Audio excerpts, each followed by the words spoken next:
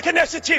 8টি পাম্প ঘুরে তেল না পেয়ে যখন গাড়ি রেখে লোকাল গাড়িতে করে আমি সংসদে এসেছি, সেদিন মাননীয় তেল মন্ত্রী একটি তেল সমৃদ্ধ বিবৃতি প্রদান করে বলেছেন বাংলাদেশে নাকি তেলের সংকট নাই।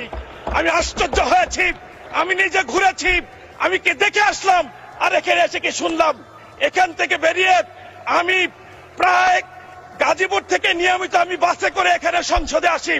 আমি এখানে রাতের বেলা তেল না পেয়ে আমার গাড়ি রেখে লোকাল গাড়িতে করে 3 ঘন্টায় গাজীপুর গিয়েছি।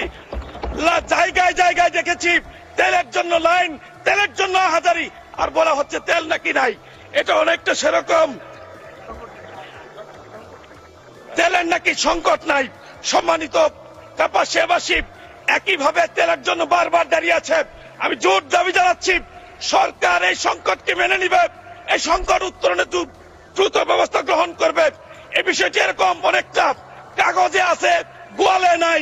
মাননীয় মন্ত্রীর কাগজে বারবার বলেন কোন সংকট নাই, কিন্তু সংকটের কারণে দেশ আজ বিপর্যস্ত।